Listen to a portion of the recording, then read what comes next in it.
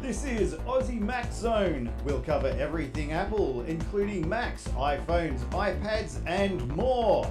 All this from an Aussie perspective. Sit back, relax, and insert yourself into the zone. The Aussie Mac Zone. So, welcome everybody. This is our WWDC 2018 Worldwide Developers Conference special. We've got superstar Glenn. Hello. Aussie Tech Heads, our award-winning podcast. How are you tonight, Glenn? Oh, good, thank you. Yes, great. I didn't get up early, but we'll find out who did and who didn't on this panel later. But yes, good, thank you. Zarn, how are you? I'm good, thanks, Michael. Hi, Glenn. Hello. I can say right now that I didn't get up early. No, I can say I didn't either. I did watch it. I did watch it. I just didn't get up early for it. No. I do love Apple. Did you get up? I got up. Yep, Yeah. I got up. It's actually, the show notes tonight, which are just my text ramblings, which are posted onto our Aussie Macs news page on Apple News and on our Aussie Mac Zone website. Posted them this morning after I wrote them. So, yes. Good stuff. So what time was it on? 3 a.m. Sydney time. Yeah, that's early. That is early. So did you like get up and watch it? Like, what? Let's say you go down to the lounge room and watch, or you watch it on your phone, or on your what? Can you watch it on your watch? No, I can't watch it on the watch, but I did watch it on my computer. So I had half the screen being that. Yeah. Oh, sorry, a quarter of the screen being the video feed. Yeah. Underneath that, I had I think it was the iMore blog feed. Yes. The right-hand half of the screen was my text edit document where I was just typing up stuff as I went along, which is what we're reading tonight. Nice. It's very detailed. So, yeah, it's hard to keep. Like, it was 2 hours and 15 minutes of talking, and it's pretty hard to keep up. So, Yes. there's a few things I might have missed, but anyway, that's why I had the other blog post showing me, because then you get people's names spelt properly and stuff. So, Yeah, right. Yes. But it was good. yes, it's very interesting. It was so it opened with a great little video. I don't want to spoil it for people, so I'm not even going to talk about it. But Oh, what? Well, we don't do Apple people don't do spoilers. People would want to. They get upset. Go on, spoil it. That's because we have respect for the community, mate. I don't know. What am I not allowed to talk about then? I was going to say, what can't I talk about then? What's the surprise? Just vaguely. What can't I spoil? You can spoil anything you like because you're a visitor. Well, I've got to live in the world every day. Well, I was just going to start with just, so it opens up in the new theatre, the Steve Jobs Theatre, and I thought it's looking pretty good. I had to Google it. That wasn't the Steve Jobs Theatre. That's another theatre in San Jose, yeah, just down the road. Oh, I thought it was... Not big enough. Steve Jobs Theatre's not big enough.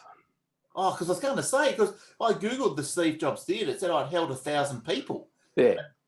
So because I thought, that looks like there's a few people at that place. That's why I made me Google it, but there might have been more than 1,000. Five or six, wasn't it? Yeah, I thought there was about 5,000 or 6,000. Well, what are they banging on about Steve Jobs all day for? I don't want to say. So, when's his theatre open? His theatre's open, Yeah. but they use that for That's in-house stuff, isn't it? Like, Right. the hardware and yeah. hardware releases and things like I that. got all excited.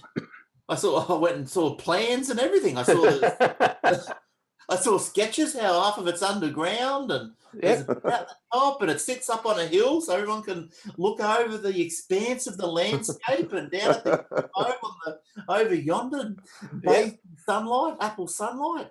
Yeah. Oh, now I'm disappointed. So you haven't spoiled anything. I haven't missed anything. No. Oh, well, there you go. So we opened with our great little video. We had participants from 77 countries this year come. That's a record. Worldwide, there are 20 million registered developers. The App Store itself turns 10 next month. Can I just interrupt? Yeah. Can I interrupt? Or is that Of course all right? you can. That's what you're here for. Okay. I just got questions as you go. That's all. Yep. So 20 million developers worldwide. Do you know off the top of your head how much is it to be? Does it cost to be a developer, and how much it is? Just it is. Is that like $100 a year or something? There is free, but it is $100 a year if you want to submit a application, for example. Right. So there's a bit of coin just in the subscription fees. Yeah. But and it's very easy. And they do all the tax. They send you. You got to do your tax. Give me a tax file number and all that sort of stuff. Oh, okay. Yeah. Right. Yeah. So they do the GST for you and all that sort of stuff. Oh, yeah. That's good. Yeah. So they don't just do nothing for their money. No, good. Good. So I don't know how well versed are you with the developers setup? Oh, a little bit, but I am a registered paid up developer. Oh, okay, right. Well, yeah. I was going to go further, but you might not know the answer to this question. Just seeing that you brought up the GST, was that so if you created an app, you put it into the App Store, and then it sold overseas to an overseas customer, does that attract the GST? Yes. You got to pay. You got to pay the equivalent tax in whatever here. Country. Yeah, like VAT in England, whatever the Italian one is, because that's where we sold. It's like Paul Hogan didn't want to come back to the country because he didn't want to pay tax. You still got to pay tax if you sell something overseas. It's still businessy. I heard that Italy's got a 22% like GST tax. Yeah, Jesus. I think that sounds right. Yeah, that's crazy. But anyway, they love it. That's what they do. Well, sorry, Michael, keep going. Isn't New Zealand got 18? 15, I think. 15, yeah, New Zealand's 15. Yeah, but lower income tax. Yeah. But anyway. Yeah, so it turns 10 next month, which is pretty special when you think that also there's 500 million weekly visitors now, and this week they'll have paid developers $100 billion total. Wow, that's a fair bit. But what's that, over 10 years? Yeah. Yeah. So 10 bill a year. That's good. Give it back. Yeah. Well, not giving it back, but that's good. And 350,000 apps are written in Swift, which is very good. That's the one they're going forward on, of course, especially for learner developers. Yeah. Just to understand what programming is and what it does and how you do it. Yeah. Okay. Yeah. Nice. Good. And they were. It was important to tell everyone that the customer is at the center of everything today. Yeah. They're trying to make sure that everyone understands the customers. Everything revolves around the customer. Absolutely. Like that. Did you watch it, Glenn? Have you watched much of it? Yeah. Like they were so customer based, and how easy everything was to access. Like that watching that was really inspirational, to be honest. Like they were really sort of pushing. You can do whatever you want with our product, and it's to make your life easier, more fun. And I think that was one of the quotes, wasn't it? It was, how do we make your, well, I don't know, won't get this right because I only watched it once, but it was something, you're right, it was something like, how do we make your life easier? Yeah. I think it was during the Windows, the iPhone 10, where they, how you got rid of apps and how you could swipe between them and stuff like that. It was pretty good. Yeah. But well, as we get to the products, I'll tell you what I thought. Good. Now, another very important comment straight up. Today is all about software. So that was to just stop everyone thinking about whether new MacBooks were going to be released or whether they were going to see a new Mac Pro or whatever. Started with iOS, and Craig Federighi came on and suggested that the next one is going to be iOS 12. Yoo-hoo. iOS 11 is on 81% of devices, while the current version of Android is on about 6% of devices. iOS 12 will be on the same set of devices as iOS 11. Right. In other words, it'll go all the way back to a 5S. Yeah. And we're, so you got 5S, 6, 6S, 6S Plus, 7S, 8 Plus, and the 10. So, it's going back a few years. And That's the part I love about. Well, they said 2013, all the way back to 2013. Yeah. Yeah, that's good. That's good. That's the bit I love about Apple is they get to put the updates on all their phones, whereas Google can't do that, unfortunately, because they're stopped by they're people that are selling them, and they're also stopped by the telcos. So they're stopped by everyone there. Yeah, and when you're talking about security updates, it's just that gets me. So, but the as you said, that goes back to 2013. That's good because just by chance I was just on Gumtree and I looked up just for curiosity what an iPhone 5 was worth these days, and they're still $200. Yeah, they're still pulling 200. Yeah, that's really good. Yeah. What are you thinking about buying one to get rid of that Android phone you bought, mate? No, I've still got the I have to send the Android back. Thank you.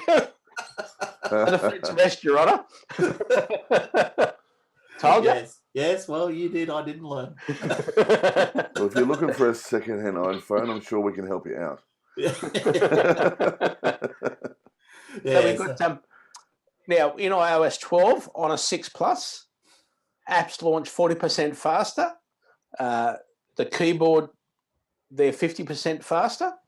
And there was one other spec there that I missed, but that was faster as well. And if this was all we'd done in iOS 12, it would be a great release, but there is so much more, was Craig's comment. So when he said that, I was so excited. He goes, even if this was just it, this would be a great release. Yes, but there's so much more.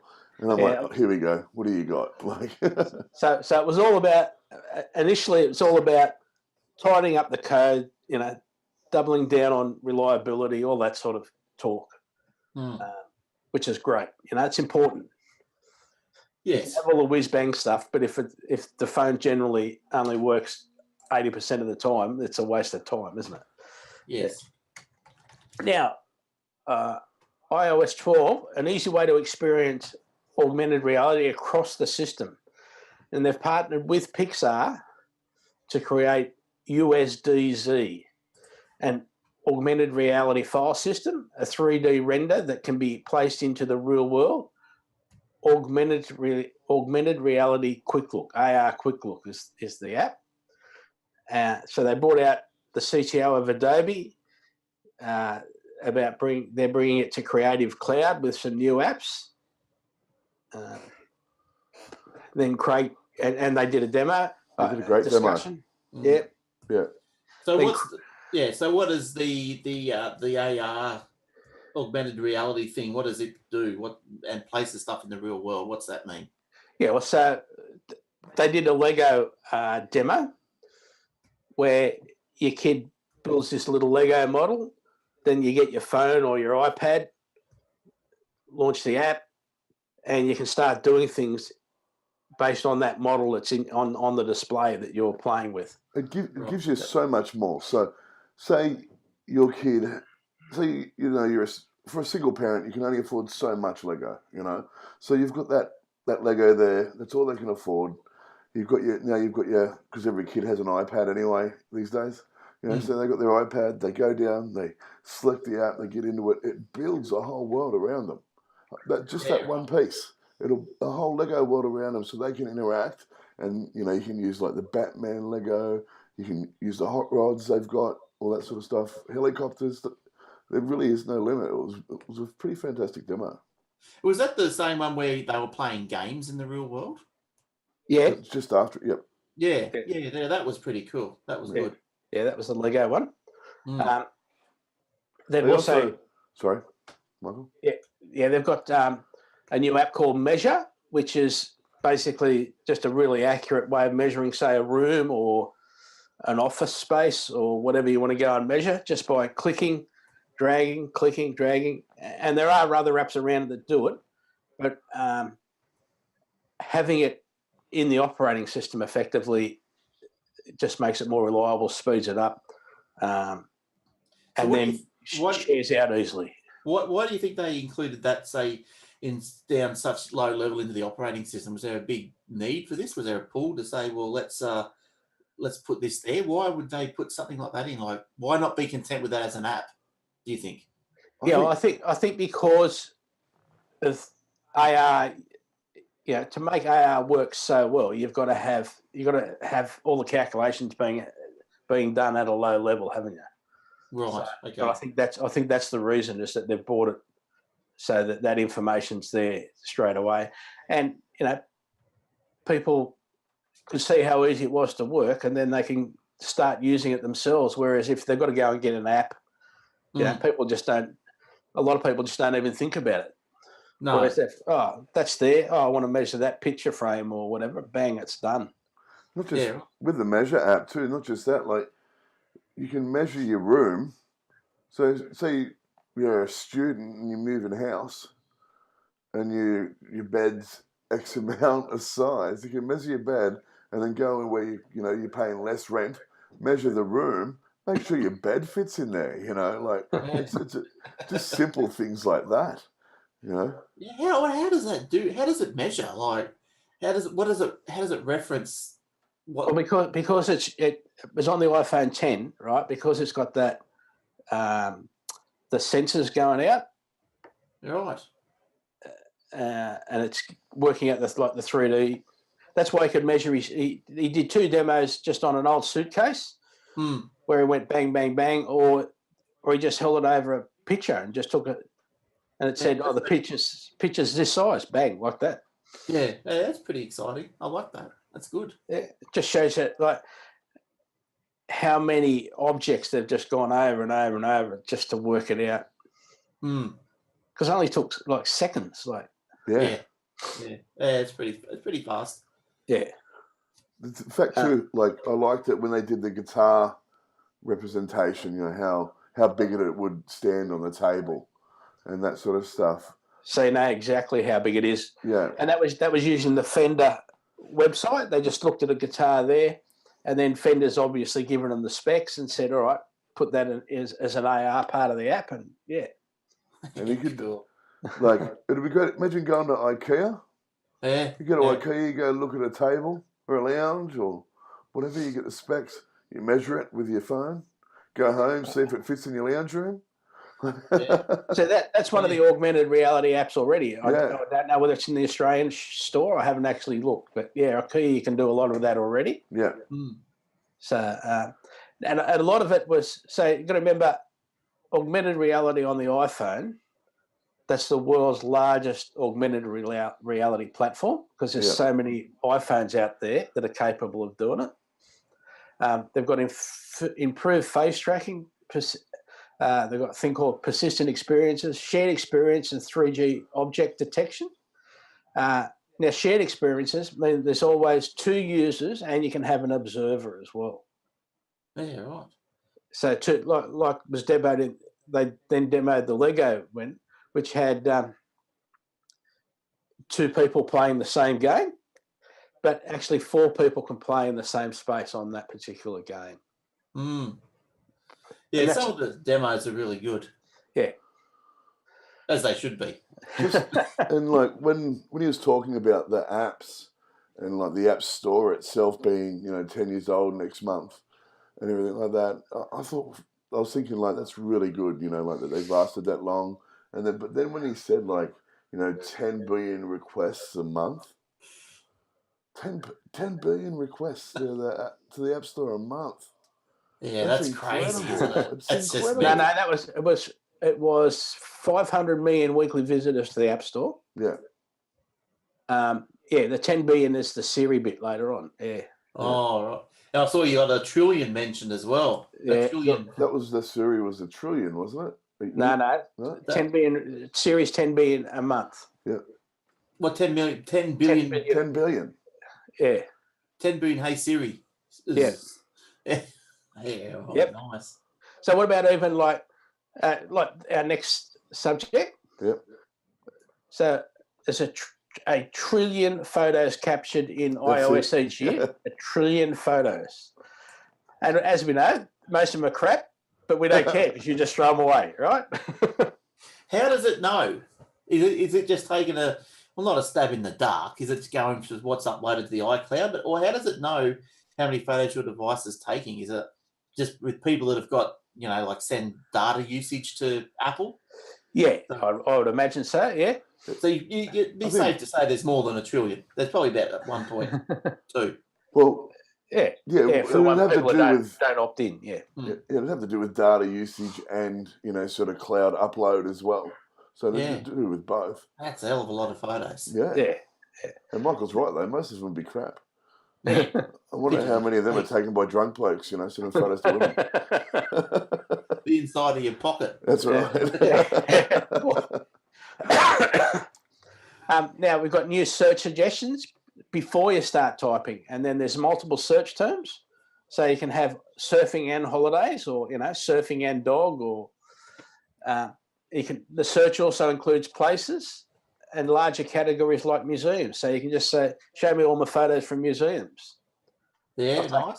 And it works because I've took some in the museum in Victoria when we were there a few months ago, and it just shows up under the search museum. So now it'll also categorize events, and you can search for you can get suggestions for additional search terms. There's a For You tab replacing the Memories tab, and it includes memories and a lot more. What about facial recognition? Yeah. Well, it's already got facial recognition for the photos. Yeah. Very nice. Good. And there's more reason to use it now as well, because you can be at a party, you can send 10 photos to your friend, and it'll say, "Oh, I know there's people on here. Here's 5 photos from the same party. Send them back and share them around." Yeah, right. Yes. And it just does that for you. Doesn't go, "Oh, what am I going to do next?" It just says, here's 5 good photos from that party that you were at that people are sharing around now. Have a look. Yeah, right. It's very smart, isn't it? Smart little thing. All done on the phone, remember? And it means you're not missing out on, family photos or fun photos as well. Yeah. There might have been a great shot that, you and your partner or you and your child were in, but you didn't take it and you didn't think to ask, could you have it? Well, that's the thing, because at the moment, like when you take it, say I'm out with some friends, you take a photo of their kids or something, or everyone's kids, and then you've got it on your phone, so you just normally send it to them. Because you go, well, it's a photo of your kid as well, so here you go. But these photos, what we're talking about here, this is in, like, I think when we were talking about the AR, that was the iPhone 10. Is that only to the iPhone 10? This AR, all that AR? No. All of them. Or 8, whatever. Yeah, it's with iOS 12. Yeah, okay. That's what I just want to clarify if it was still iOS 12 or if it was iOS 12. Yeah. Nice. Now, the next part, Siri improvements. Oh, good. So 10 people ask the question every month, apparently. 10 billion. Yeah. And new Siri integration for apps called shortcuts. So you can add a shortcut and assign a phrase. So for people that use the Tile and the Tile app, for example, which is for when you lose your keys or lose your wallet or whatever, you can just put a phrase in there, "I lost my keys." And you've only got to say, "Hey, Siri," sorry, I did it. Don't say, "Hey, Siri." "Hey, you, I lost my keys." And Siri will open the Tile app and show you where your keys are and start playing the sound on the Tile itself. Right. Did that just open your phone, Michael, when you said that? So don't say that.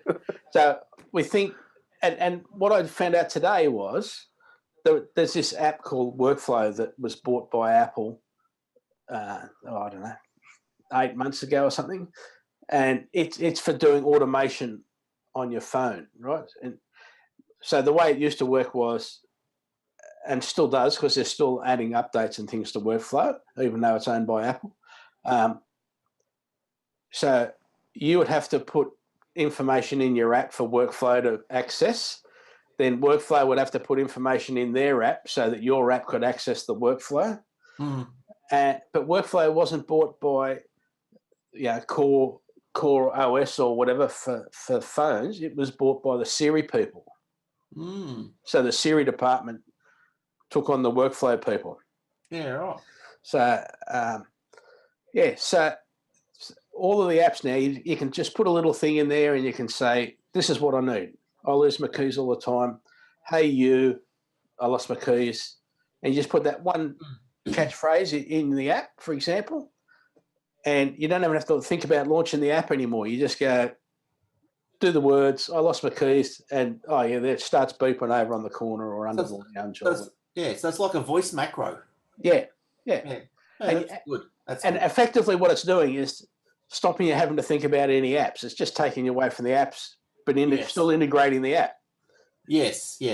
Now, I don't know, have you got one of those Apple HomePods, whatever they're called? No, I haven't got a HomePod yet, no.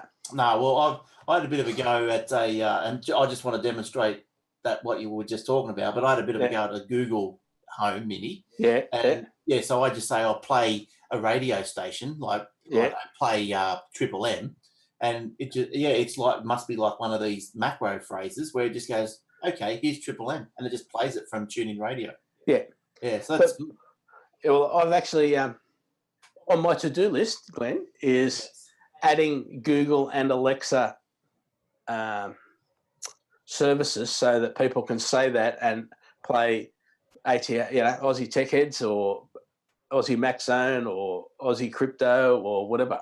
Right. It's just something you program in, Well, program it into your device, or you can send it to the Google API or something. Yeah, you send it to Google. They include it and goes from there, yeah. Oh, that's pretty cool. So, and I don't believe it's very hard, but I haven't had a chance to actually look at it yet. Oh. I've got a couple of things I'd like it to tell it. Might have to find out how to do it. Yes. Yeah. All right. So, as long as it's things that you can control. When are you opening your HomePod? I haven't got one yet. So. That's right. When are you opening it? That's right. When are you getting one? I don't know yet. Oh, right. I've been waiting. I've been waiting for the AirPlay 2 to come out, which has just come out in the last week, which they announced this time last year. Right. So that you can have the same thing playing throughout your house on your Apple TV. So you can have the same music going or the same podcast going throughout the house. Yeah, that's good. I think they're all pretty much the same sort of features and functions, aren't they? Yeah. Pretty much. Yeah. Because I noticed with this Google Home thing, it even had some sort of delay between devices.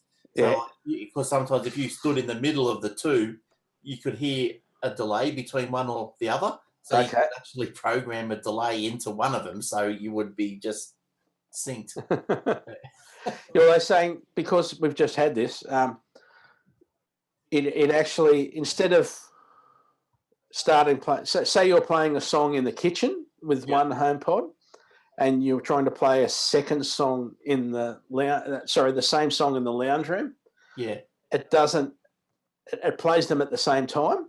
Yes, and part of it is, and it doesn't start playing it, then speed it up to where it's up to. There's about a 2-second delay while it works out exactly where it's up to, because it's listening with all its microphones to know exactly where it's up to on that point, and just boom, they're in sync. It's great, isn't it? I just want to say to the viewers, if you're wondering why I'm not having Glenn and Michael talk together, is just I'm having a little bit of trouble trying to get that to work, and so I'm having to go in between the two when they're chatting. So I apologise for the flicking back and forth. But that's right. You must be more advanced than Aussie Tech Heads. Back and forwards. We don't do side by sides. And we normally do a side by side, but for some reason it's not working. So technology in the zone. It's great. Yeah. So also there are other Siri suggestions now coming, say on the lock screen. So you can just go to your lock screen and press a button that says order coffee, and it works out that you use the a particular app to order coffee every day at a certain time. So it'll actually put that there, and have the suggestion there for you. So boom, it just does it. Will it complete the order, or will it just open the app? It can complete the order. You can set it up to complete the order if the app's capable of doing that. Oh, okay. Oh, yes, right. Yeah, correct. That's where it's all going. That's where you got to be. This is where it's at. Something I heard the other day. What's Starbucks? Starbucks is the biggest. How can you say it? Like Apple Pay, Google Pay, they got their own pay. Yeah, like it. But just for like online, it was. That's right. Yeah, Starbucks is the biggest online payment system in the world. So wow, that's crazy. They do so much more money and so many transactions. Wow. Yeah, right. And it's Starbucks. Like, it's not even great coffee, really. Ordering it and pay for it on your app. Yeah. And just walking in, there's my coffee, thanks, see you later. Starbucks, the biggest in the world. But in the US, you don't have much choice. Like over in Australia, you go to Gloria Jean's or Coffee Club or whatever. Yeah. But over in America, you walk five miles before you find a coffee shop. There are none. That's it. So you're saying Gloria Jean's and stuff like that. I don't even go to any of them. They've got like this little, tiny cafe down the road that makes like this fantastic coffee that I'd never go and buy one of those generic cups of coffee. And you're like, you need to walk blocks and blocks in the state just to, find a cafe. Yeah, but when you ask for a coffee, like this is what I noticed when I was there a little while ago. Yeah, it's just that you say, "Oh, can I have a coffee?" and they'll just bring you like something percolated. That's a coffee. Yeah, that's right. Yeah, there's just no lattes or anything. And you go to Starbucks and you get your latte or whatever, but it's not the best. Yeah, we must be spoiled over here for coffee. I think we are. We're very lucky to get it very early on. For a Western, sort of civilization, we had good coffee in the early '80s. So. Yeah, Melbourne dragged us up, didn't they? Well, I got a coffee machine. I make my own. It's like, my dad used to do that. Yeah, they're great. Like I thought, well, why spend $5 a day on a coffee? Spend 60 cents. Yeah, that's right. Another thing that I learned this week. Sorry, before we go forward, you're talking about Apple Pay and things like that. So here in Australia, at the moment, we've only got ANZ, to sort of doing it with Apple Pay and a couple of the other little credit unions. What are Apple going to do about the accusations? Do you know have you heard anything about what Apple will do about the accusations against ANZ? No, nothing as far as I know. Because that's old. About the money laundering. No, that was Commonwealth Bank. They're in trouble for cartel. Cartel, that's right. Yeah. Who, ANZ? Yep. Yeah. Right. Yeah. Well, I haven't heard that. I'll have to have a look into that. Yeah. You got to have money to understand what the banks are, mate. Probably. I know what the colour red looks like. Yep. That's for sure. But yeah, another thing I learnt this week was now I've forgotten whether it was Sweden or Switzerland. Sweden, I think they just don't. It's nearly impossible. Everything is tap and pay. Like there's no cash. It's nearly a cashless society. That's awesome. Like it costs you money to go to the bank. It's so good. So yeah, it just makes it hard for cash. Cash is good. Yeah, it makes it hard for some older people who have no idea about it. But it costs them more. Yeah. But anyway, so you can also Siri will have things like call grandma on a birthday, just come up on the lock screen so it reminds you. Can you pre-record that message so it'll just play the same one every year? Well, it does that anyway. If you set it up for a yearly reminder, it does the same thing. Grandma goes, thanks for ringing me. It's the same one every year. Yeah, so the new Shortcuts app, it's got lots of things in it. It's got shows you travel plans, or there's lots of shortcuts already in the app, and it'll work on the iPhone, iPad, HomePod, and the watch. So it's there ready to again, like I said, effectively get rid of take the focus off the apps, but you still need the app to do the background part of it. But yeah, and it'll join them all together. So yeah, then there was new apps, which is the Apple News app has been upgraded with a new browse tab. The iPad gets a sidebar to see news there as well. There's a completely rebuilt Stocks app, which includes Apple News, and is available on the iPad as well now. The Apple News app was really cool. Yeah, I really liked that. I thought that just the whole new design of the news app and stuff like that. So getting the right news, and that sort of stuff instead of, I hate using this term, but fake news. Yeah. I really don't want to quote Donald Trump, to be honest. But, I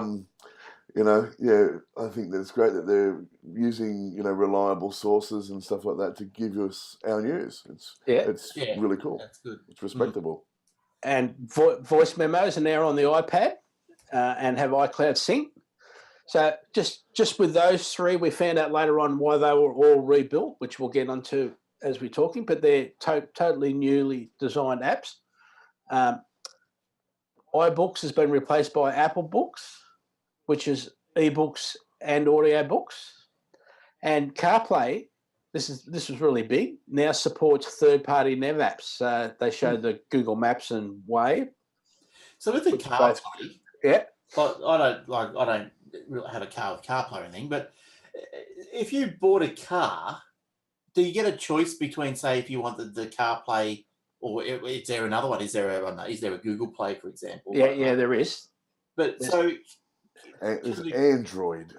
Yes, there's an Android one but you don't have a choice. It's just you plug your phone in, the onboard entertainment system recognises what you've plugged in. Right. Okay. Yeah. So so if you buy a car with Apple Play, say, and you're not stuck with that.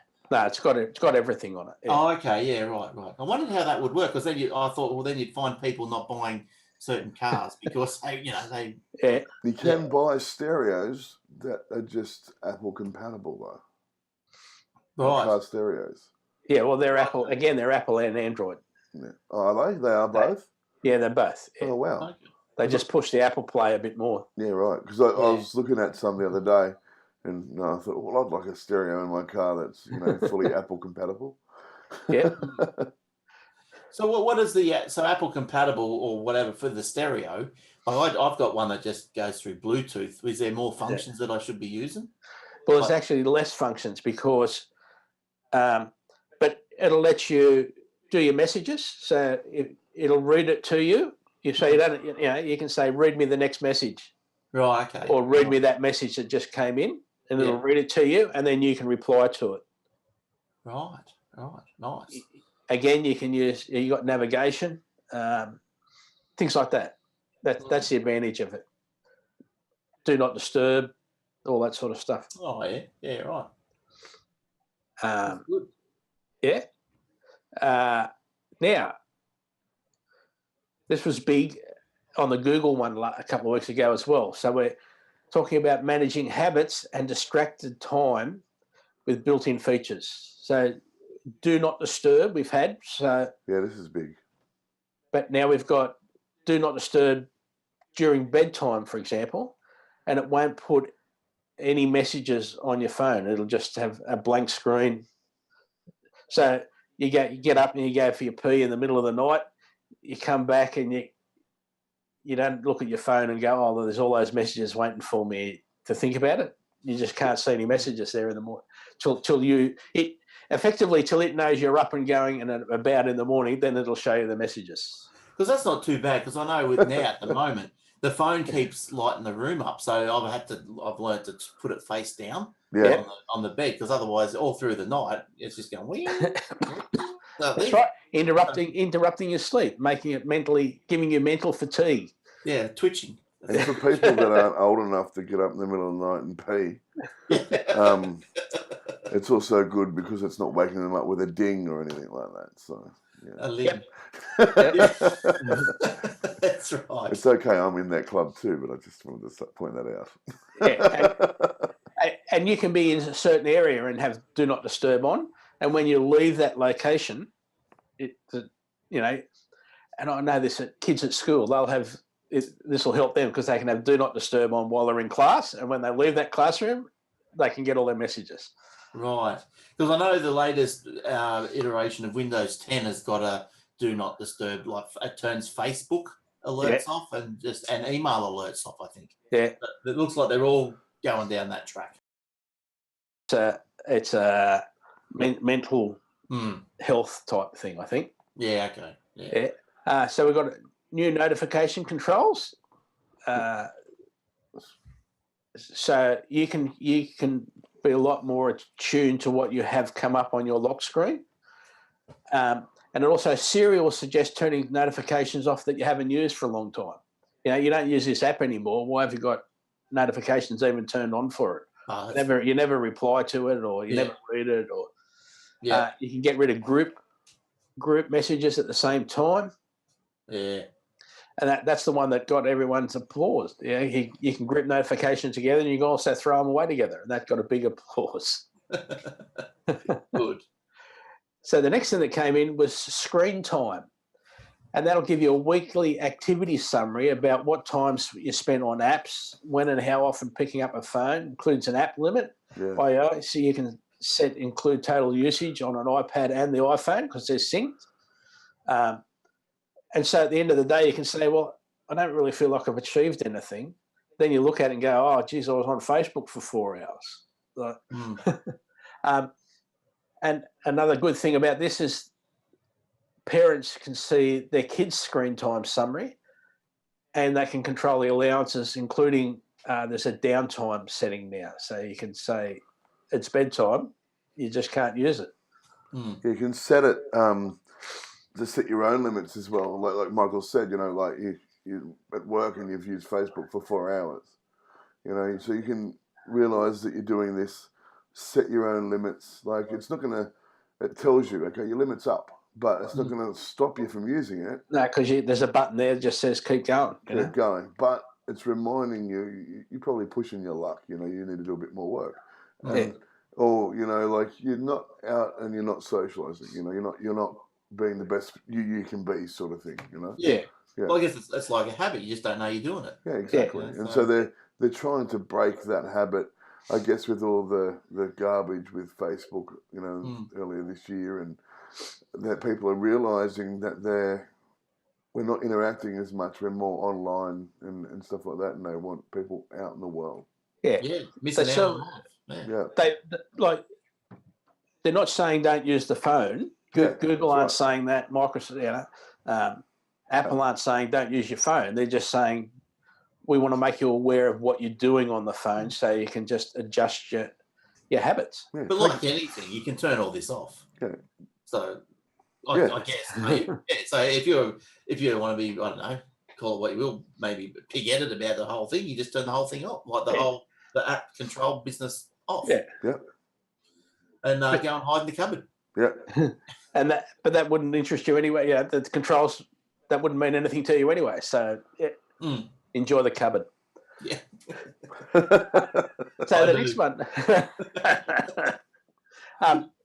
So the Messages app, we've now got the emojis have tongue detection. So when you stick out your tongue at someone, it'll actually replicate that fully as well. So that's actually a thing, tongue detection.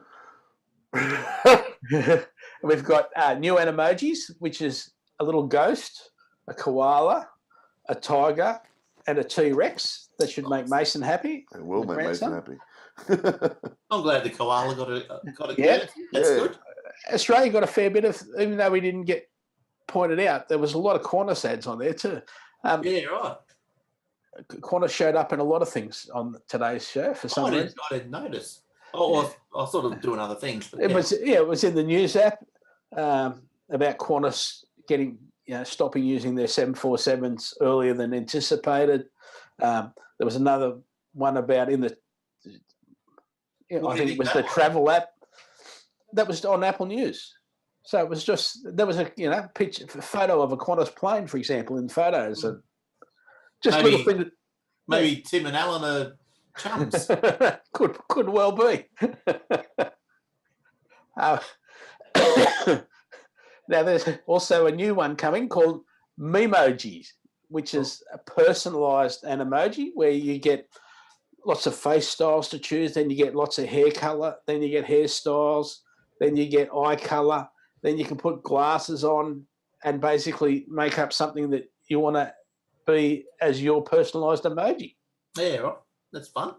Yeah. Good. Yeah.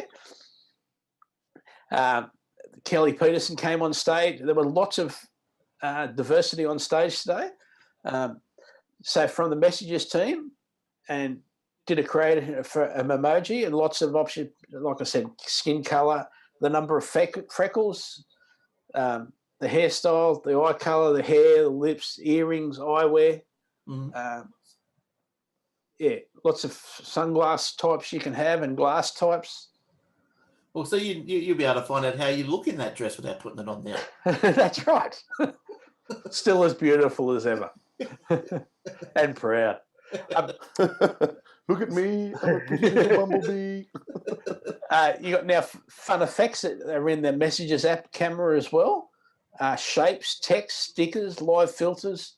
You can go emoji live, and you can put an emoji next to your head so it knows where your head is. So yeah, that's good. Yeah, little things like that, just to, like, people. A lot of people have said today, Apple are just going to sell lots of phones based on the emoji, just based on that alone. That will sell phones. Yeah, people will be interested, But they are fun, like I love doing that stuff. You go into the camera on your phone, and I'll sit there with Mason. I've got like hundreds and hundreds of photos on my phone with me and my two boys pulling silly faces. Yeah. Weird hats on, turning into werewolves. Yeah, all this sort of stuff. And I think the emojis they're a little bit of fun. And it's great to have that technology. So why wouldn't people buy the phone just for that? Because it is a laugh and it is good fun. Yeah, it's great fun. Like, how many hours of fun do you get? We get out of Snapchat and all their stupid things. Yeah. That's great. Like, there's YouTube channels devoted to that stuff, like... Wow. Yeah, good on them. They're bringing in the phone limits. That sounds like a good idea. So now, the next one they brought up was FaceTime, which they've had for so long and done nothing with. Now, whether that's because they had that court case going on for so long about FaceTime, whatever, don't know. So, yes, we've now got group FaceTime, and we can have up to 32 people. What? Oh, that's insane. That's insane. What? Yeah, and so there's generally about 4 people on the screen of your phone. Yeah. And then across the bottom there are little squares with the other people that are in the chat. And so you can click on them and if you want to talk to them, and they can see you and that sort of stuff? Yeah, and whoever's talking comes up as a bigger box on the phone, etc. Oh, that's fantastic. I missed this. You can have a group chat going, like we've got a family chat thing. We can have that going, and you just press another button and it becomes a group FaceTime call. So everybody can just be talking to each other. I can't wait to do that. Yeah, I'm going to harass you guys so bad. Can you push FaceTime onto the Mac? Can you FaceTime on a Mac? Yeah. Yeah. Yeah, that's pretty cool. That's good. Yeah, absolutely. So you can do all the handoff and whatever? Yeah. Yeah, nice. Good. So when I was helping a mate down on his farm in the Colo River, there's no service down there. And but there was Wi-Fi, and so I was able to use the video chat to be able to talk to my kids and Kellyanne and stuff like that, to tell them what was going on. So and you can all be having Memoji conversations, for example, on the FaceTime. So if you've all set them up, you press a button, and then everyone's got their Memoji hanging on. That's funny. That's great. Yeah. Well, that FaceTime, that really expands FaceTime's attractiveness, doesn't it? That's yes. 30 up to 32 people. That's a That's a webinar almost. Yeah. That's just great, isn't it? I know. Yeah, there's not many groups, like even for businesses, that have more than 32 people realistically, is there? Like, No, 32 people is huge. yeah. So it must all go, they must all connect up through the Apple servers, and then the Apple must just do all the processing, I guess, and push it all back out. Yeah, well, we'll try to work out why 32 the number, but that's just the number they chose. So Maybe because 42's life, the universe, and everything. Maybe 32's just the universe and everything, or maybe it's just life and the universe. 32. Yeah, what? Yeah, 32. There must have been. Is it because it's a multiple of 8 and whatever, 64 and 128? You'd think so, but that's just that's the number they came up with. But I think nothing's happened. I personally think nothing happened with Facebook until the court case about FaceTime. FaceTime, you mean? FaceTime. Yeah. Sorry. Until that court case was settled, and I think that got settled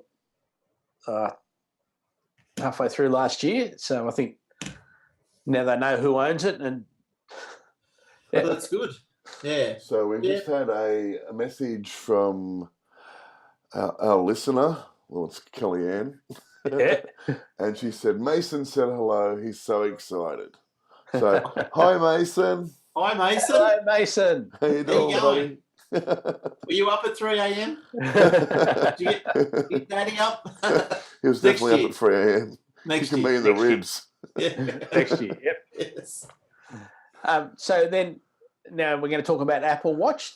So we're finished with iOS now. So we've got Apple Watch, which had 60% growth in 2017.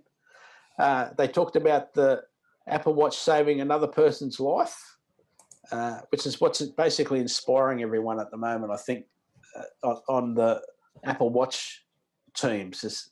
Because this the guy was on a boat, the guy fell overboard, his wife grabbed hold of him. He had a muscle thing happen.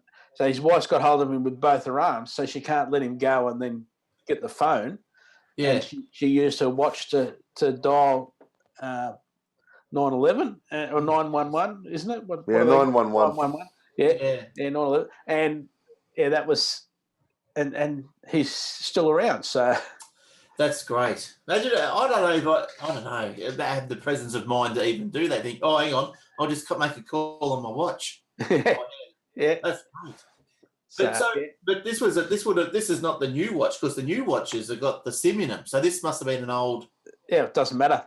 Wi-Fi. Same thing. Just make the call. Well, it doesn't matter how it's made. That's right. Yeah, because they had a few people that didn't they? The people that's their lives were saved all wrote letters, and that was part of the video. That was part of the video last March. Yeah. Oh, so they that was on today's video. Yeah, but it was also part of the it's happened a lot. It's not just one or two. It's happened like I would suggest probably more than one a month at the moment. Yeah, that's good. Which is great, Oh yeah, it's good. So Kevin Lynch came out. So the first part of the WatchOS 5 demonstration was health and fitness. So when they were doing all the testing, 2.3 million calories were burned while they were doing testing for the for the new equipment and wow. I don't think I contributed.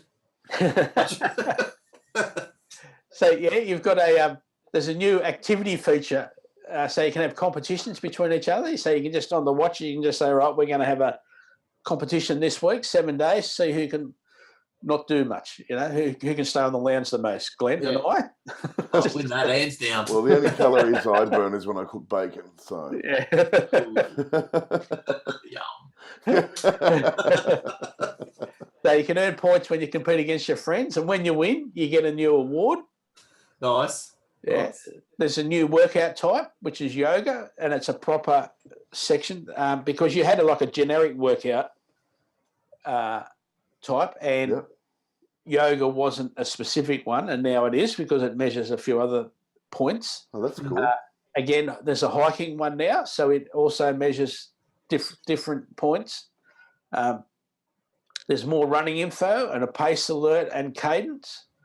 And there's also auto workout detection. So you could have started without pushing the workout button on your watch. You could have started doing your workout and it'll tap you and say, are we working out? And you go, oh, yeah, sorry, boom. And it'll, I'm having a heart attack. Yeah, it'll retroactively go back and give you a credit for that 5 minutes. Oh, also, when you're at the end, it actually goes, oh, have we finished? And you go, oh, yes. And it'll say, all right, well, 5 minutes ago we finished. Yeah, right. Yeah. Is there any reason why the watches are square or rectangular? That's a good question, actually. I was wondering that as well. Why not round, do you think? Is it just because they can't stuff all their stuff in it? If it was... You can get more information on a square than you can on a circle. I guess so. Yes, I guess so. Yes. So if you think, you put a round watch face on there, you can see that so much more. You've got those four corners. Yes. To stand out, for example. Yeah, I get that. That's a good answer. I get that. Yeah, I believe that's probably why. There's a new thing called walkie-talkie coming, which is real-time voice messaging. So I can press it and say, Glenn, what's for dinner? And you can come back and say, get your own. I'm not going to come home and cook just for you. Then I can say, well, get off the lounge. And you can say, go to Buggery. And oh, that's one of those pre-recorded messages, I reckon. So, yeah, and there used to be a Bluetooth walkie-talkie you could have between phones, for example, and you probably still can. So it's just real-time messaging just using your watch. So does that mean, because this is the Apple Watch 3, is that what they're calling it? This is Watch OS 5. Oh, okay. So, okay. So this is OS 5 on the same existing hardware? Yep. Right. So the walkie-talkie business, so we're still talking about your phone connecting through, your watch connecting through your phone. Well, the later watch, the absolute latest watch, which has got its own SIM card connection. Yeah. You probably don't have to connect through your phone. You can probably do that while you're out doing your run or whatever. Yeah. That's a good question, actually, Glenn. I didn't know that either. Yeah, one of the interesting things that I thought was pretty cool on the thing was with that SIM in the watch was that you keep the same phone number as your phone. Yeah. That's cool. Yeah. How many, if you get an extra data SIM for your iPad, it's not the same number as your phone. It's a different number. But yeah, so somehow they're going to, configure these SIMs so that, there's two SIMs on the same number and they'll ring both devices. Yeah. It's pretty good. I like it. That's good. So if they can do that with the watch now, will they be doing it with the iPad soon? So you can have all three connected to the same thing. So no matter where you are, you could answer and we've already got that now. Yeah, I suppose you do. Except when you're out. Yeah, right? That's right. If you're on a Wi-Fi network, and people ring, it shows up on my iPad that I've got, That's true. Or it shows, you get messages on all of them, for example. Yeah. Well, I guess this is where it'll start, and then once everyone gets really excited about it and everything, they'll say, well, hang on, why can't we do this with the iPad? Why can't we do this with the Mac even? Put a SIM in a Mac or whatever, I don't know. But yeah, I just thought that was really good how it just kept the same number. Yeah, that's how it should be. That's great. Yeah. I don't. I'm old, I know, but I don't understand why people want a SIM in the computer. You just hotspot your phone. What's the difference? Takes too long. What does? Hotspot. No, it rubbish. I just don't understand why people think, I need to have an iPad with a chip. Card. No, I know. It just doesn't make sense to me. Well, it doesn't really make sense to me either because no matter where you go, you've got your phone with you. Yeah. So you can always hotspot. But I don't know. I think it is because people don't want to hotspot their phone.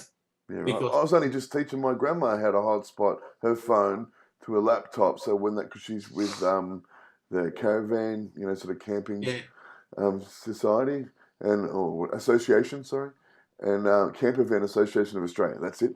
And I just gave them a free shout out. They appreciate it.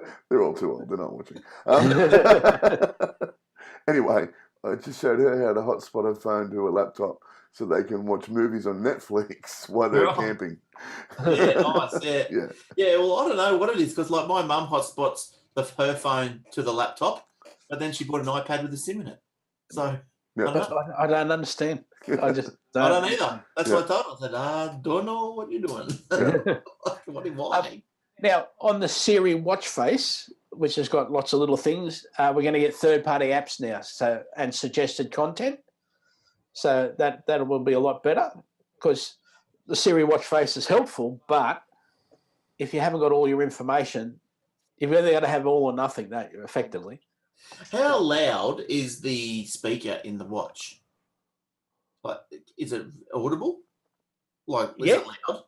Yeah, like when I'm doing a phone call on the watch, yes. Okay, yeah, okay.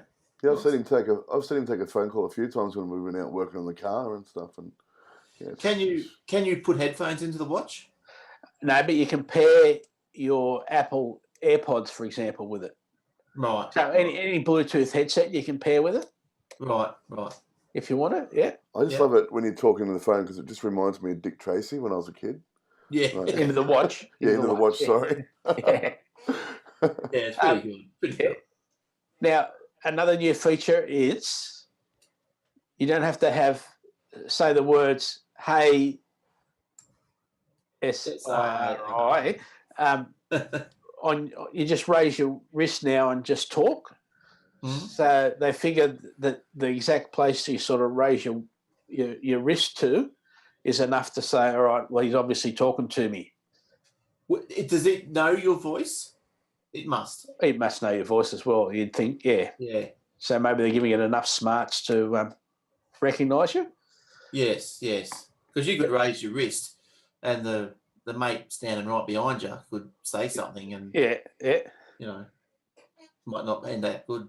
And we've got more interactive notifications for third-party apps on the Apple Watch.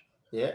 Now, the Watch OS integrates WebKit, so you don't actually get Safari on your watch, right? You haven't got Safari on your watch. But if someone sends you a message with a link on it, you can tap on it and it'll go to effectively the reader view from Safari. So there's none of the ads and all that crap. And you can just, read through something that someone sent you in a hurry. So which I think is pretty cool. We've got a viewer comment. Yeah. And it says, I'm watching you, well, he says clowns, but I'm going to say guys, on a hotspot from my, this is from Adam, by the way. We all love Adam. Hello, Adam. Hi, Adam. Thanks, Adam. I'm watching you guys on hotspot from my phone with 3 other people running off it besides downloading a little slower than normal. Internet connection is pretty good. So he doesn't understand why people aren't using the hotspot either. Yeah. No, I don't know either. Yeah. So we've got WebKit. So now we get a web. We can look at a web page on our watch, which is pretty amazing. Be small. Yeah, you can see content formatted in mail or messages, but no custom Safari. We don't need a Safari browser, right? Do you know what the next new big thing that they should do? We should tell right over to Tim tonight. Yeah, I'm on it. Yeah. Wouldn't it? This would be the next coolest thing, right? You got your watch, and you go right. You can talk to it. You can do all this sort of stuff. How about you push a little button and it projects up onto the wall? And, you go, hey, here's my presentation or whatever. How good would that be? That'd be awesome. You can get those little projectors now. So I've seen Batman and Star Trek do that already. I knew they'd get in first. And now there's a podcast app now coming to the watch, and it'll be synced to your devices, so you can start listening to it on one, and then you go out for your walk and you don't take your phone with you for whatever reason, and you can listen to your podcast, or you can be doing a workout, for example, and listening to your podcast.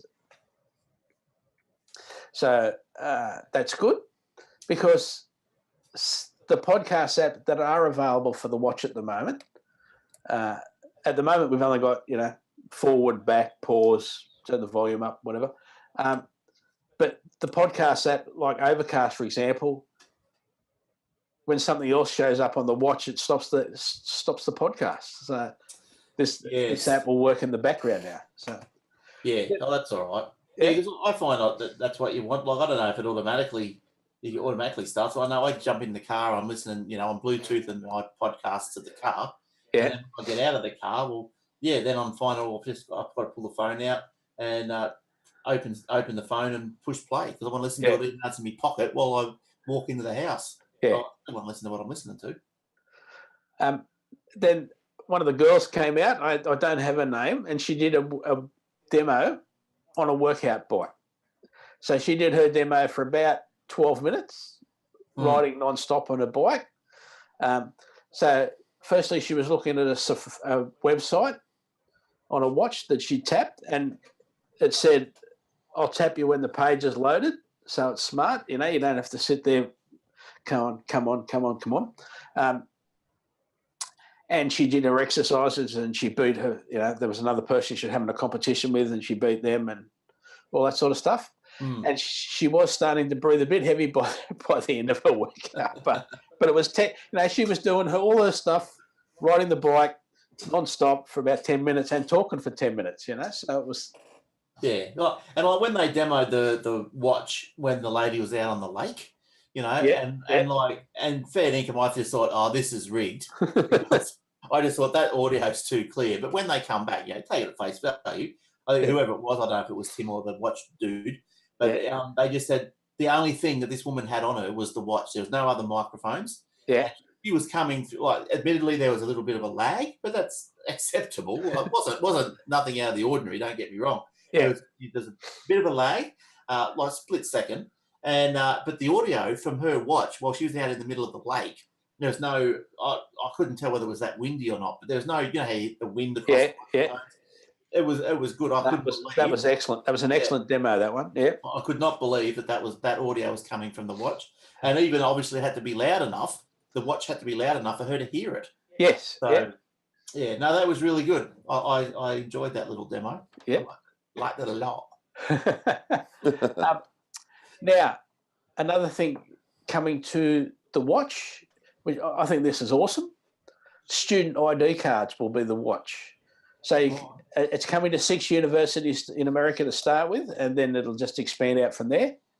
So because they're expanding the Apple Pay chip, for example, on the phone, and they're obviously doing it on the watch as well, so you can use it to get into your dorm room. You can use it to get into areas of the university, for example. You can use it. Student ID cards, they use that for paying for printing, for example. They carry their own card around so they can pay for printing in the library, for example, now, or the classroom or the IT department or wherever. Yeah. So I think that's an awesome idea. So these are the things like with the student ID card or whatever.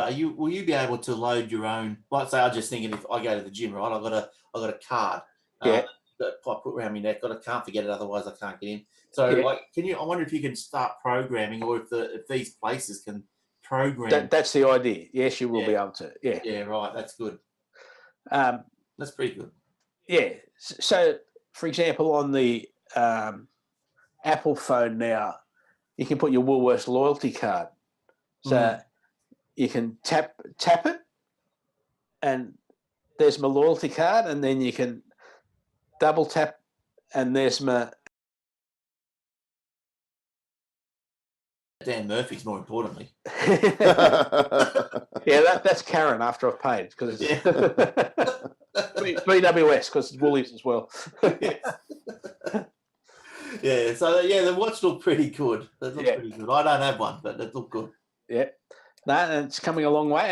And another point was they're happy to, even though they're up to WatchOS 5, they're happy to totally rewrite certain areas of the watch still. Right. They don't just go, oh, we've already done this, we're going to leave it. They'll start rewriting that one section of the watch. Yeah. Give APIs to third parties, etc. Yeah. Oh, look, I think that's where it's at. It's obviously got to be where it's at. It's like third parties have to be able to to access and create their own stuff. Like Yeah. That's where it's at. That's where it's at. Then came Apple TV. So that had 50% year-on-year growth. Then Jen Folks, another lady, came out from the Apple TV team. She talked about 4K and HDR. iTunes offers the largest collection of 4K and HDR shows and movies. And now they've got the awesome sound now, which is called Dolby Atmos. And all you need is a Dolby Atmos soundbar. Right. It was funny because they didn't talk about integrating with the HomePod still. Yeah. So This is what I was hoping for, like to get everything, sort of connected together like that. Yeah. So the Apple TV is the only device that has Dolby Vision and Dolby Atmos verified box. Oh, cool. And Atmos is coming this fall in the US, which is spring for us. Yeah. And remember, they did offer free upgrades like 4K.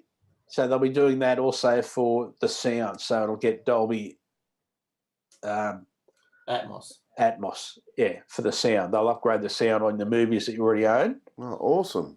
Yeah, for free. And they're also saying that HDR, that they upgrade the 4K to HDR for free as well. Yeah, all there. Yeah. So why? I forget what I was going to say. I was going to ask you a very intense question. I'm ready. Keep going. Oh, sorry. They're also adding live news and sports channels with over 100 live channels. That's in America, of course, but America. I'm sure we'll get something. And you're getting zero sign-on now, which is before you had single sign-on, but once it actually knows who you are, you won't have to do anything. So if you're on your cable provider's network, it will securely unlock all of your content. That's in America. Then they also brought up that several pay TV providers are starting to use the Apple TV as the pay TV box. So you're getting rid of that pay TV box and just having an app on the Apple TV box that's for. It's a smarter way to go. It's cheaper. So like even here, you can get your Foxtel Go. Yeah. You don't need a Foxtel box anymore, and it's cheaper. It's so much cheaper to just do it that way.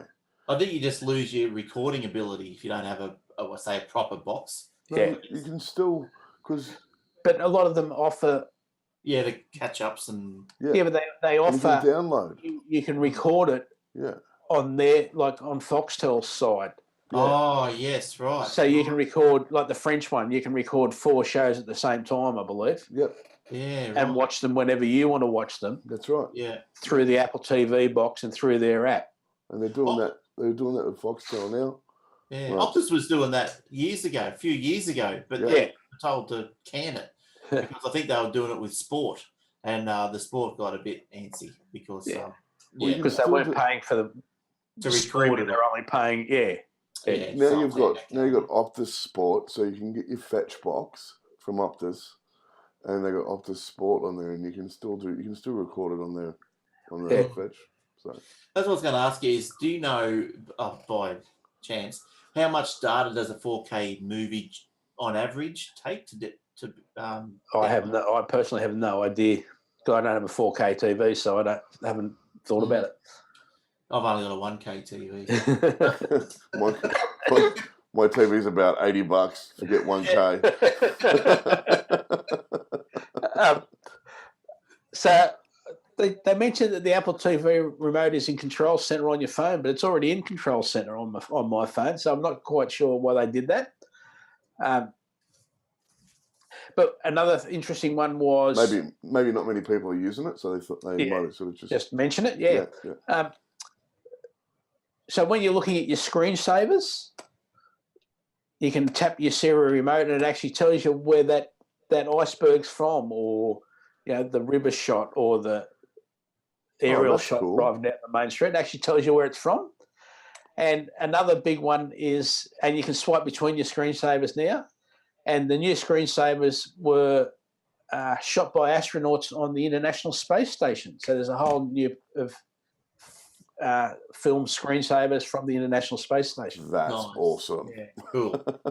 And because they have 16 sunrises, I think it was 16 sunrises and sunsets a day, you can actually see different parts of the world at night as well while you're watching it. Wow.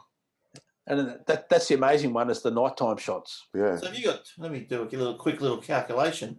So you got 24 hours in a day. You're getting 16 sunrises. Is that 16 sunrises and 16 sunsets? Yeah, because it's going around the world. Boom, boom, boom, boom. Okay. Yeah. So that's like you see sunrise, sunset every 1.5 hours. Yeah. Cool. Well, what are they traveling at? They travel at about 5,000 kilometers an hour or something, isn't it? Something ridiculous. Oh, that's massive. Yeah, that's fast. Yeah. That's crazy. Don't quote me on that number, by the way, but sort of guess. Also, to the listeners, if I'm not replying to you, and watchers, sorry, if I'm not replying to your comments, my phone just died. So now we came up to Mac OS, and Tim came out and said, we love the Mac. And we've got a huge leap forward. And Craig was back to announce Mac OS Mojave, not Mojave or Mojave. all the things we went through with an earlier release where everyone was saying Yosemite, etc. instead of Yosemite. So just think Mojave Desert. That's all you got to think of. And they had shots of Mojave Desert. Mahatma Code. That's right. And then they have the new one is dark mode, but they even show you the desert at night. So That's cool. Yeah, and it's proper in dark mode. It's a full system integration now instead of just part of the screen, doing it. So Xcode in dark mode gets big applause. So it's and I was watching this platform State of the Union this afternoon, and they were talking about how you set up dark mode and how they've done it. So they were getting lots of applause in there as well. So what for the dummies out there? It's one of those is me. That'd be me, yeah. You can have dark mode, please. What you're looking at normally is not dark mode. Yeah. And then dark mode is where you have, for example, white on black text. Yeah. The menu bar at the top is the color. Yeah. That little Siri globe on the top right hand side, that would be a different tinge. Yeah. Even to the point where you get, if you've got a picture in the background, you get different colors in the background of the app, that menu bar, the bar at the top with the buttons and stuff in it. That would be certain colors. Oh, cool. Well, in Xcode, which is what you use for programming, you have a light color palette and a dark color palette. And basically you just say, right, that's my light color. That's when it's in light mode, and that's when it's in dark mode. Yep. So it's pretty quick. And if you've chosen this particular color for your light mode for 15 different objects, it automatically knows that that's the dark color to put there for 15 different objects. You don't have to go through and individually choose them if you don't want it. That's cool. Just, save time. Dynamic desktop changes throughout the day. So again, the dark mode will change lighter. Yeah, it'll go from darker to lighter to darker. And another thing was for people that fill up their desktop with lots of different files all over the place, what they're going to do is now effectively sort them into stacks for you. So you'll have maybe a stack of text documents and a stack of photos and a stack of pages documents. Instead of having 100 different documents all over your desktop, you'll just have those 3 stacks on the right-hand side. You can scroll through them. You can double-click to open them and see them all, just to keep your desktop tidy. And that's a way of, I think, people, like the programmers have accepted, some people just can't have neat desktops. No. Yeah, they just say, instead of saving it to the pages folder in documents and the numbers folder in documents and the photos,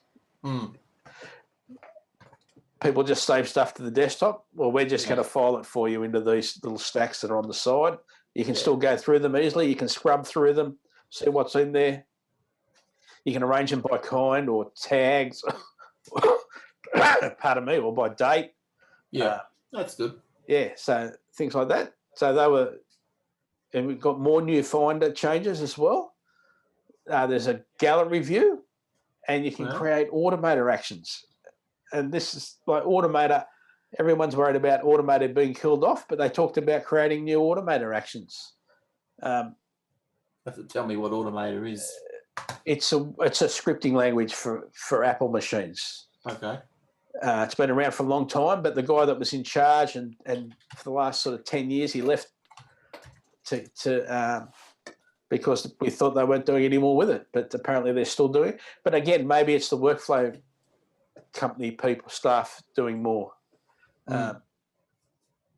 Now, also we've got Quick Look, which now integrates markups. You can sign documents, you can do image rotation and video trim all from the Finder. You don't have to open preview. You can just Quick Look is where you like tap on a document and it just shows you that document.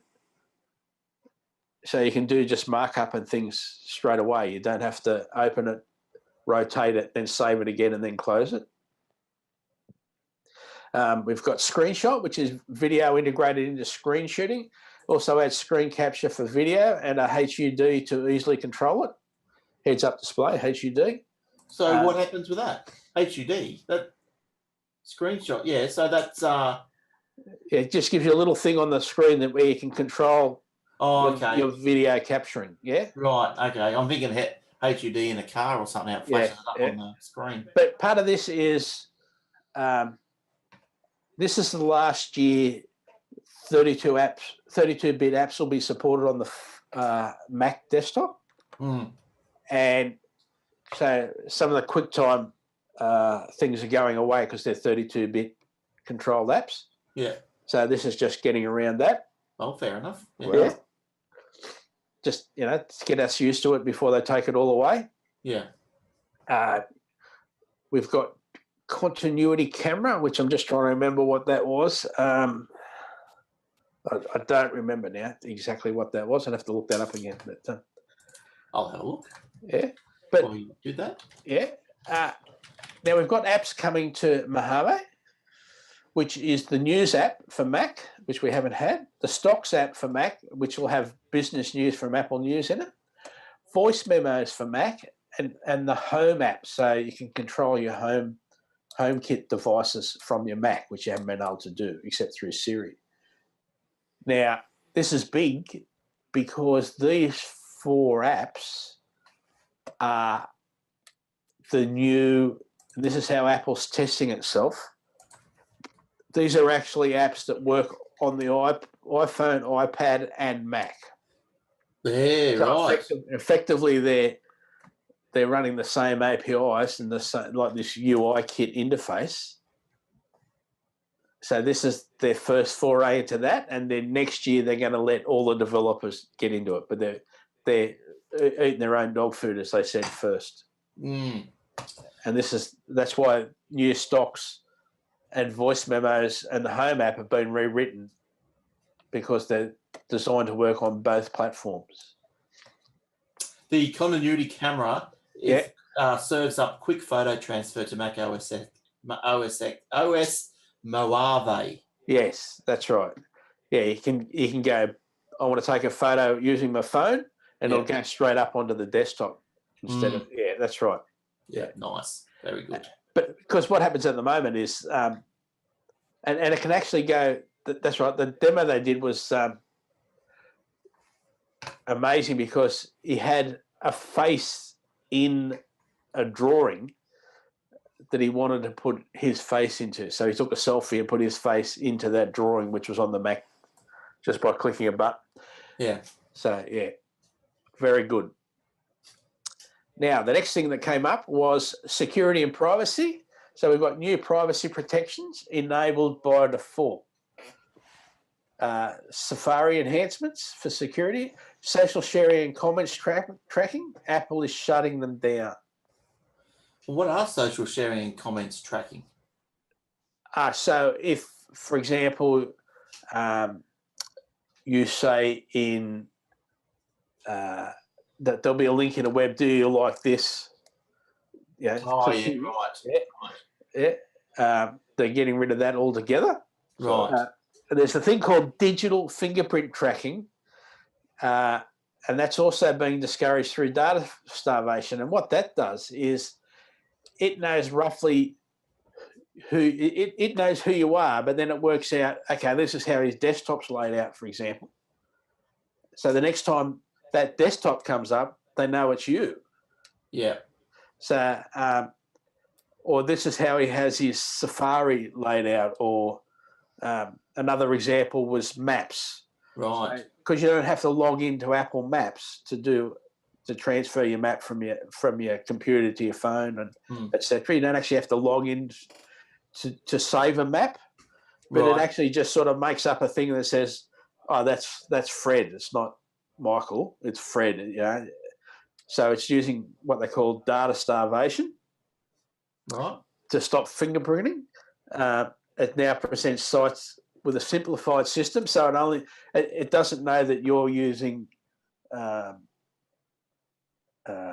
your standard Comic Sans as your standard desktop font. Yeah. All those little things that they, when you add 100 things together, they can work out that's that person. Yeah, that's crazy, isn't it? Yeah. So, and that's what machine learning is, isn't it? Yes. Yeah, that's crazy. Yeah. So what they're doing now is they're saying, all right, they're only giving out 4 pieces of information, sort of thing. So it's telling everybody that you're using, Apple San Francisco as your desktop font and that sort of thing. Yeah. Whether you are or not, that's what it's putting out as the information. Yeah, right. I'm just wondering if we're going to run an ad. Yes, we can do that. Why not? Good man. And then, so the first one, thank you, Zarn. You're welcome. That's what you paid the big bucks for. That's why he's the producer after his name. So, we are brought to you by ATH Web Hosting. Oh, this is very important. .com.au. And soon as we have the superstar from ATH Web Hosting.com.au. We do. Tell us about the new layout program, if you could, please, Glenn. The site pad. Yes. So, yes, if you're having trouble or want to, you see the ads on YouTube, Weebly and all this sort of stuff, and there's a few others around. Wix. Well, this is sort of kind of like that in a little bit of a flash down way, but but it's a drag and drop site creator. So you just drag and drop your elements, your background, your text, and your pictures, and put a website together very, very quickly and with relative ease. It's available on the pro and business plans for free, so you might as well have a shot. Excellent. Yeah, so that's good. And then dynamic pages, I'm assuming these days. Is that what's the right wording? So you can see them on your phone and your responsive. Responsive, yes. Fully responsive. Fully responsive. Yeah. Unless you do something stupid, but fully responsive. That's right. So so that doesn't mean that they just shrink down so that the whole page squeezes onto a phone. No. That means that it's all laid out on a phone, so everything's readable and stuff. Yeah. So the menu turns into a little, 3 lines. People know what that is. The pitch. So there's 5 pictures across. That's called the hamburger, by the way. The 3 lines is called the hamburger. Okay. That's right. That's the official name. Yeah. Okay. Well, the hamburger appears, and then you got 5 pictures across the screen on a desktop. Well, then those 5 pictures will be down the screen on your phone. Excellent. So that's how that works. And so it's dearest plan is $10 a month. So come and have a look. Excellent. Fantastic. Thank you, Glenn. They are a very nice company. They're very, very nice to deal with, that company. Best. The owner's pretty good looking too. Stunning. Stunning. Yes. Just quietly. Oh my God. So there we had Professional. another lady by the name of Ann Ty. She's one of the App Store managers. So there's a new update for the Mac Store redesign. Mm. So this is the Mac App Store redesign. Oh, cool. So it'll have weekly in-depth editorial about apps. Tabs will be discover, create, work, play, develop, categories and updates. There'll be video previews for the programs. There's ratings and review for Mac Apps API coming. Office 365 is coming to the App Store, but the ones that have got the most attention so far is, and we don't know why, we don't know whether they've changed the rules, changed the financial agreements, we don't know why, we haven't found out yet, we're waiting to find out. The app program called Transmit, and there's another program called BB Edit, because they both left the App Store or have never been. BB Edit. Yeah, oh, yes. A long time text editing program for writing apps, etc. So, yeah, we're waiting to work out what Transmit and BB Edit, what's happening.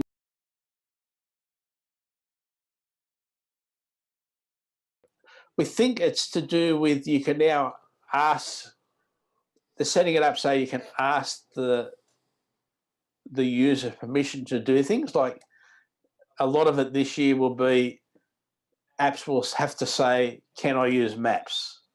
Right. Sorry, can I use your location? And this is why we're going to be using your location, not to make your experience better, is no longer an acceptable explanation. Okay.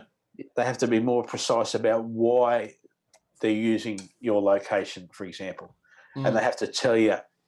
So that's all part of the app review. They're getting drilling down a bit more in the app review process. So, well, it's good. It's good to see them doing that. Yep. Yeah, like reviews are always good. Always Yes. looking at app reviews and which ones work good and which ones don't work as good. Yeah, well, it definitely makes a difference when, some I was looking at just recently was they all started at $50 each, and some were rated as crap and some were rated as working. So why would they be pushing why highlight the Office 365 is coming to the App Store? Because Apple does do their own collaborative Office software. Yeah, but Office 365 is still necessary in lots of businesses. Yes, but I just thought, like, being the competitor, like why not pushing their own? Because their own's free. They're going to make money out of Office 365, whereas they're not going to make money out of their own. Right. So Microsoft puts the 365 into the App Store. Yeah. And so say what they do is it's $5 a head, right? So if you're in a business and you want 5 email addresses, then you've got to pay $5 for each one a month. Yeah. So does that mean, is that subscription, does that all have to go through the App Store for Apple to take their cut? Or how does that? We believe there's some financial changes. We haven't found out yet. But see, with subscriptions, for example, on iTunes, not on the App Store, instead of being 70-30, after 1 year subscription, it goes down to 85-15, for example. Right, yes. I think So whether Microsoft after a year, Yeah, okay. But even so, like, because in Office at the moment, 365, it's all, you pay by your credit card once you've set it all up, and it's sort of not sitting inside any other subscription bubble. Yeah. So you think this is still inside the Apple subscription bubble somehow? Yeah. Still pay by your credit card, but it just, it just goes from. That's why Apple take their cut. Yeah. But it might be the same price, and you just. Yes. We're talking about something similar last week with Steam, and wondering why they decided to cancel with Steam. We were talking about that and sort of why would they do it? But I think it's because they couldn't sort of make the money on the games and stuff like that. Because that's still a tricky one though, because I'm just thinking with that 365, because you can set up a 365, say email address and whatever, and still access it with a Mac. Like you don't have to buy it through say, the App Store. So no, but it's the same with like BB Edit or Transmit. You don't have to buy them through the App Store. no, but I just mean like, so why would Microsoft? I can't see how there'd be a continual a payment for each $5 per month. Like, because I can set up Office 365 now for 5 people. Yeah. And 3 people might access it through a Mac. And then there's no money at all going to Apple. No, but if they want the convenience for the Apple person, because the convenience of the App Store is everything gets updated automatically. Right. If I go from one machine to another, it transfers across automatically. It already knows what I own, so it'll download and set that up. All of those little things. Yeah. Okay. It's just the little conveniences that come along with it. Yeah. Fair enough. And as you said, it doesn't matter to the consumer. One tweet. So it doesn't matter who's getting the cut, does it? No, that's same right. price, so it doesn't matter. Yeah, as long as you're paying the same price and not more. Yeah. That's what happens. Yeah. Yeah. Then Craig Figuerini came back to talk technologies, and now talking underlying technology. So Metal on the Mac, which is our GPU processing type technology, I suppose. There's over 1 billion Metal-enabled devices. So that's Macs and iPhones and iPads and the like. There's eGPUs are becoming more popular, and it was showing the speed of devices and what was happening. Machine learning can be accelerated using Metal, so using the eGPU system. There's a new tool called Create ML, and which is again for creating machine learning. Core ML, which is now 30% faster, and that was amazing in that the things that the times they've spent and the things they've done just to do with this machine learning to pre-program it so that you can do things. Just astounding what they've already done. And that's the advantage of having the money in the first place, isn't it? Yeah. Well, there must be so many lines of code in all this stuff. Like it just be. What was that stat? What was it? The iPhone 10 or something, and it was doing 60 billion calculations a second. Yeah, there was some amazing stat. You know, and you think, how can even a CPU? I know it's all electricity, but how can it do 60 billion? But it's only got to do it for a second, hasn't it? Like to work out to work out it's my face, it might only have to do 20 billion and go, that's his ugly butt. I'll open for him. Yeah, that's going to take a fraction. That's why it takes a fraction of a second, because they do so many transactions. Yeah, I know. It's just amazing that anything can do an intelligent 60 billion intelligent. I think it might have been 600 billion, but it was something massive. 60 billion intelligent transactions to get the same outcome every time. Yeah, a second. Yeah, even 600 a second. Like just I know. That's crazy.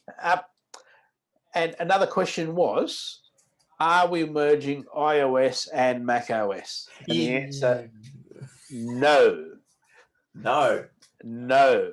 But so they said, why? The sneak peek. Well, they believe they fill 2 different roles. Fair enough.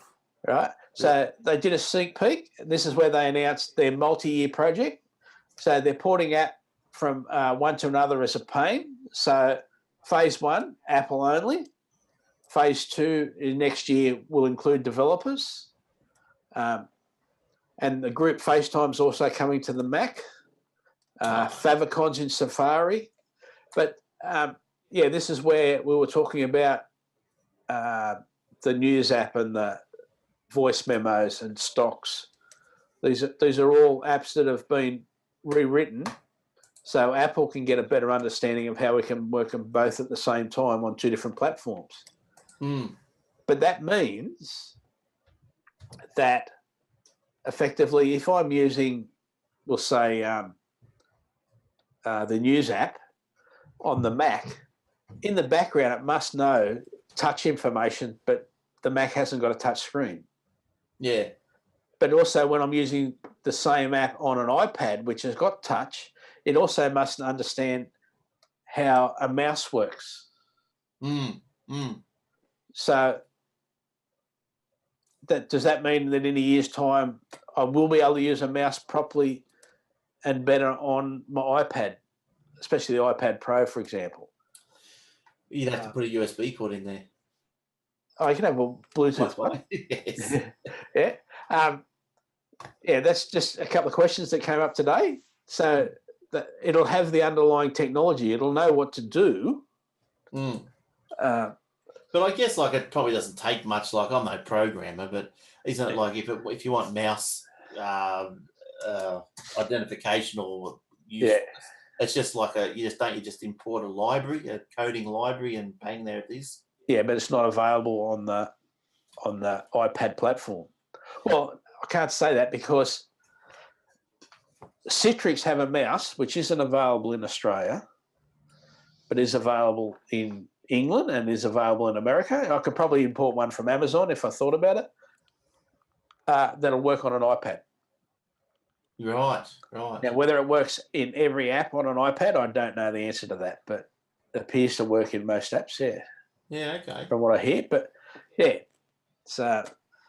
But interesting. That was a bit of the rumor, wasn't it, that the Mac and the iOS and Mac OS was going to merge? Yeah. But that's a definite no. No, but they're definitely thinking about the future, aren't they? And saying, yes, it's a long time thing, but we'll be making them. They'll be slowly growing together Yes. without using the word merge. We're not going to have in next year. We're not going to have iOS Macs. I don't believe, for example, we won't need to because one does one thing and one does the other, and it's just they want to get more apps on the Mac platform, so they've got these massive amount of apps on iOS.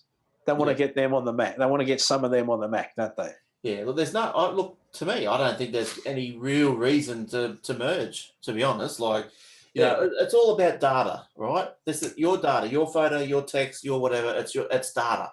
So no matter what happens, it's so easy to get your data from one device to another device these days. Yep. It's not like the old days where, this device isn't really at all, and that data isn't, that text file or whatever file that isn't compatible now with this one over here. It's not like that anymore. It just all goes up into the cloud and comes back down to any device. And that's right.